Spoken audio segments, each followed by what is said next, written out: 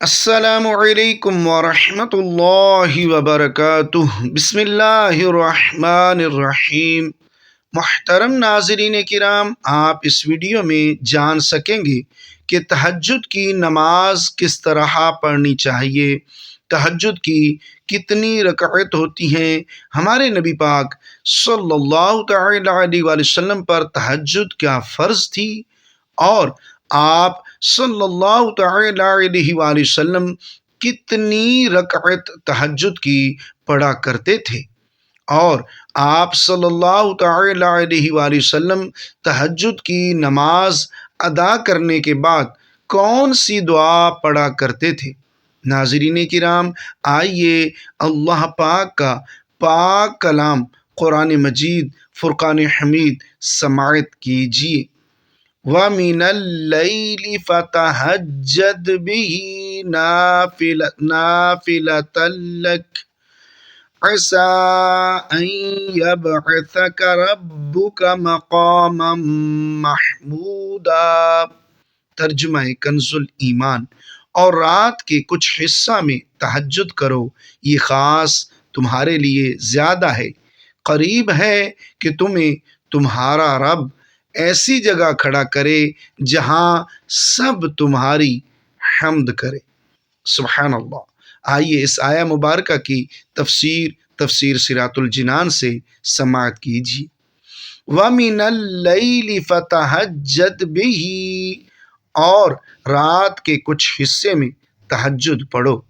نماز تہجد سرکار دو عالم صلی اللہ تعالی علیہ وآلہ وسلم پر فرض تھی، جمہور کا یہی قول ہے، جبکہ حضور اکرم صلی اللہ تعالی علیہ وآلہ وسلم کی امت کے لیے یہ نماز سنت ہے۔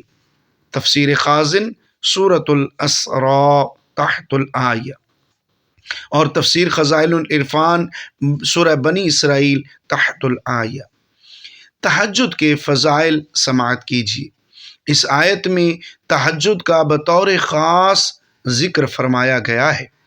اس مناسبت سے نماز تہجد کی فضیلت پر مشتمل 5 احادیث مبارکہ درج ذیل ہیں، آئیے سماعت کیجیے۔ نمبر 1، حضرت ابو امامہ باہلی رضی اللہ تعالی عنہ سے روایت ہے، رسول اللہ صلی اللہ تعالی علیہ وآلہ وسلم نے ارشاد فرمایا، رات میں قیام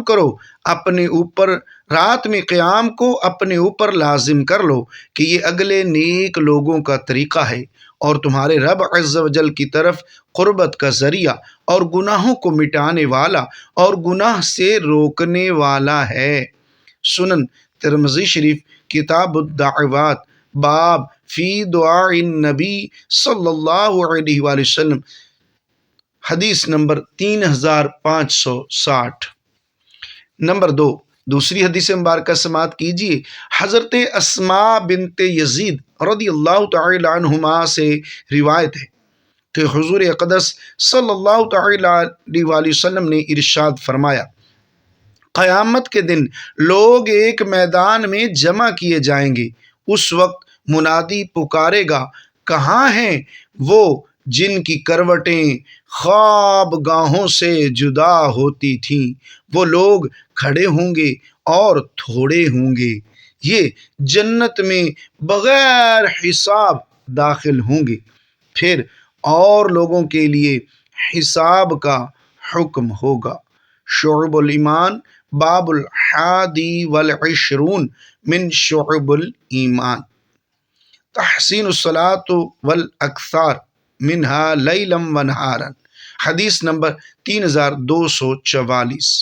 نمبر 3، حضرت عبداللہ بن عمر رضی اللہ تعالی عنہما سے روایت ہے کہ حضور نبی اکرم صلی اللہ تعالی علیہ وآلہ وسلم نے ارشاد فرمایا، جنت میں ایک بالا خانہ ہے کہ باہر کا اندر سے دکھائی دیتا ہے اور اندر کا باہر سے۔ حضرت ابو مالک اشعری رضی اللہ تعالی عنہ نے عرض کی، یا رسول اللہ صلی اللہ تعالی علیہ وآلہ وسلم، وہ کس کے لیے ہے؟ ارشاد فرمایا، اس کے لیے جو اچھی بات کرے اور کھانا کھلائے اور رات میں قیام کرے جب لوگ سوتے ہوں۔ مستدرک للحاکم من کتاب صلاۃ التطوع صلاۃ الحاجت، حدیث نمبر 1240۔ آئیے چوتھی حدیث مبارکہ تہجد کی فضیلت میں سماعت کیجیے۔ حضرت سیدنا ابو ہریرہ رضی اللہ تعالی عنہ سے روایت ہے، نبی اکرم صلی اللہ تعالی علیہ وآلہ وسلم نے ارشاد فرمایا، جو شخص رات میں بیدار ہو اور اپنے اہل خانہ کو جگائے، پھر دونوں دو دو رکعت پڑھیں تو کثرت سے یاد کرنے والوں میں لکھے جائیں گے۔ سبحان اللہ۔ مستدرک للحاکم من کتاب صلاۃ التطوع تودیع المنزل برکعتین، حدیث نمبر 1230۔ آئیے پانچویں حدیث مبارکہ سماعت کیجیے۔ حضرت سیدنا ابو ہریرہ رضی اللہ تعالی عنہ فرماتے ہیں، میں نے عرض کی، یا رسول اللہ صلی اللہ تعالی علیہ وآلہ وسلم، مجھے کوئی ایسا کام ارشاد فرمائیے جسے میں اختیار کروں تو جنت میں داخل ہو جاؤں۔ ارشاد فرمایا، سلام کو عام کرو، کھانا کھلاؤ، رشتہ داروں سے نیک سلوک کرو، رات میں نماز پڑھو، جب لوگ سوتے ہوں تو سلامتی کے ساتھ جنت میں داخل ہو جاؤ گے۔ سبحان اللہ۔ مستدرک للحاکم کتاب الاطعمہ فضیلۃ اطعام الطعام، حدیث نمبر ہے 7256۔ تہجد سے متعلق چند مسائل بھی سماعت کیجیے۔ یہاں نماز تہجد کے بارے میں چند شرعی مسائل یاد رکھیں۔ نمبر 1، صلاۃ اللیل کی ایک قسم تہجد ہے کہ عشاء کی نماز کے بعد رات میں سو کر اٹھیں اور نوافل پڑھیں۔ سونے سے قبل جو کچھ پڑھیں وہ تہجد نہیں۔ نمبر 2، تہجد نفل کا نام ہے۔ اگر کوئی عشاء کے بعد سو گیا پھر اٹھ کر قضا نماز پڑھی تو اس کو تہجد نہیں کہیں گے۔ نمبر 3، کم سے کم تہجد کی 2 رکعتیں ہیں اور حضور اقدس صلی اللہ تعالی علیہ وآلہ وسلم سے 8 رکعت تک ثابت ہیں۔ نمبر 4، جو شخص تہجد کا عادی ہو بلا عذر اسے تہجد چھوڑنا مکروہ ہے، کہ صحیح بخاری شریف کی حدیث میں ہے کہ حضور پر نور صلی اللہ تعالی علیہ وآلہ وسلم نے حضرت عبداللہ ابن عمر رضی اللہ تعالی عنہما سے ارشاد فرمایا کہ اے عبداللہ رضی اللہ تعالی عنہ، تو فلاں کی طرح نہ ہونا کہ رات میں اٹھا کرتا تھا پھر چھوڑ دیا۔ بخاری شریف کتاب التہجد، باب ما یکرہ من ترک قیام اللیل لمن کان یقومہ، حدیث نمبر 1152۔ عسیٰ ان یبعثک ربک مقاما محمودا، قریب ہے کہ آپ کا رب آپ کو ایسے مقام پر فائز فرمائے گا کہ جہاں سب تمہاری حمد کریں۔ آیت میں مقام محمود کا ذکر ہے، اور مقام محمود مقام شفاعت ہے کہ اس میں اولین و آخرین حضور پر نور صلی اللہ تعالی علیہ وآلہ وسلم کی حمد کریں گے، جیسا کہ حضرت ابو ہریرہ رضی اللہ تعالی عنہ سے روایت ہے کہ نبی کریم صلی اللہ تعالی علیہ وآلہ وسلم سے عرض کی گئی، مقام محمود کیا چیز ہے؟ تو ارشاد فرمایا کہ وہ شفاعت ہے۔ سنن ترمذی شریف کتاب التفسیر، باب ومن سورۃ بنی اسرائیل، حدیث نمبر 3148۔ اعلیٰ حضرت امام احمد رضا خان رحمۃ اللہ تعالی علیہ فتاوی رضویہ میں ایک مقام پر یہ آیت اور مختلف کتب سے اوپر بیان کردہ حدیث پاک ذکر کرنے کے بعد فرماتے ہیں، اور شفاعت کی حدیثیں خود متواتر و مشہور اور صحاح وغیرہ میں مروی و مستور۔ اس دن آدم صفی اللہ سے عیسیٰ کلمۃ اللہ تک سب انبیاء کرام علیہم الصلاۃ والسلام نفسی نفسی فرمائیں گے، اور حضور اقدس صلی اللہ تعالی علیہ وآلہ وسلم انا لہا میں ہوں شفاعت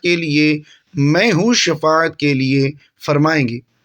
انبیاء و مرسلین و ملائکہ مقربین سب ساکت ہوں گے، اور وہ متکلم سب سر بگرے بان وہ ساجد و قائم سب محل خوف میں، اور وہ آمن و ناہم یعنی خود امن میں اور امت کے امن کے خواہش مند، سب اپنی فکر میں انہیں فکر عوالم، سب زیر حکومت اور وہ مالک و حاکم بارگاہ الہی میں سجدہ کریں گے۔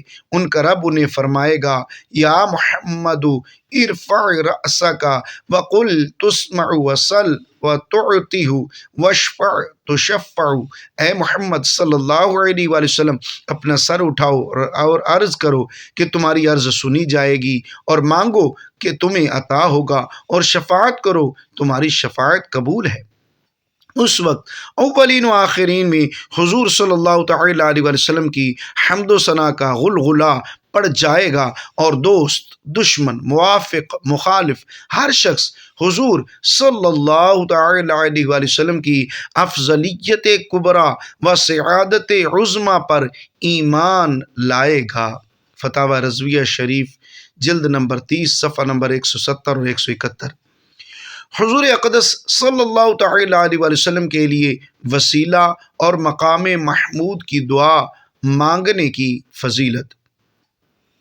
حضرت جابر بن عبداللہ رضی اللہ تعالی عنہ سے روایت ہے کہ سید المرسلین صلی اللہ تعالی علیہ وسلم نے ارشاد فرمایا، جو اذان سن کر یہ دعا کرے، اللہم رب هذه الدعوة التامة والصلاة القائمة آت محمدا الوسیلة والفضیلة وابعثه مقاما محمودا الذی وعدتہ، یعنی اے اللہ اس کامل دعوت اور قائم ہونے والی نماز کے رب محمد مصطفیٰ صلی اللہ تعالی علیہ وسلم کو وسیلہ اور فضیلت عطا فرما، اور انہیں مقام محمود پر کھڑے کرنا جس کا تو نے ان سے وعدہ فرمایا ہے، تو اس کے لیے قیامت کے دن میری شفاعت حلال ہو گئی۔ سبحان اللہ۔ بخاری شریف کتاب الاذان باب الدعاء عند النداء حدیث نمبر 614، اور مسلم شریف کی روایت میں اس دعا کے پڑھنے سے پہلے درود پڑھنے کا بھی فرمایا گیا ہے۔ مسلم شریف کتاب الصلاۃ باب استحباب القول مثل قول المؤذن لمن سمعہ ثم صلی علی النبی صلی اللہ تعالی علیہ وآلہ وسلم حدیث نمبر 384۔ یاد رہے کہ اللہ تعالیٰ قیامت کے دن اپنے پیارے حبیب صلی اللہ تعالی علیہ وآلہ وسلم کو یقینی طور پر وسیلہ اور مقام محمود عطا فرمائے گا، چاہے مسلمان نبی کریم صلی اللہ تعالی علیہ وسلم کے لیے اس کی دعا کریں یا نہ کریں، کیونکہ یہ اللہ تعالیٰ کا اپنے حبیب صلی اللہ تعالی علیہ وسلم سے وعدہ ہے، اور اللہ تعالیٰ اپنے وعدے کے خلاف نہیں فرماتا۔ البتہ مسلمانوں کو اس کی دعا مانگنے کی جو ترغیب دی گئی ہے وہ اس لیے ہے کہ اس میں ان کا اپنا عظیم فائدہ ہے کہ اس عمل کے ذریعے انہیں سید المرسلین صلی اللہ تعالی علیہ وآلہ وسلم کی شفاعت نصیب ہوگی۔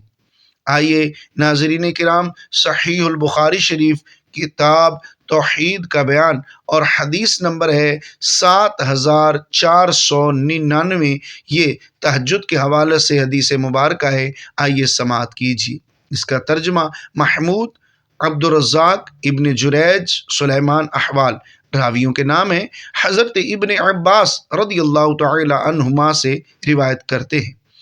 ان کو بیان کرتے ہوئے سنا کہ حضرت صلی اللہ تعالی علیہ وسلم جب رات کو تہجد پڑھتے تو یہ دعا کرتے کہ اے اللہ، تیرے ہی لیے تعریف ہے، تو ہی آسمانوں اور زمین کا نور ہے، اور تیرے ہی لیے تعریف ہے، تو ہی آسمانوں اور زمین کو قائم رکھنے والا ہے، اور تیرے لیے ہی تعریف ہے، تو ہی آسمانوں اور زمین اور جو ان میں ہے سب کا رب ہے، تو حق ہے اور تیرا وعدہ حق ہے، اور تیرا کہنا حق ہے، اور تیری ملاقات حق ہے، اور جنت حق ہے، اور دوزخ حق ہے، اور تمام نبی حق ہیں، اور قیامت حق ہے۔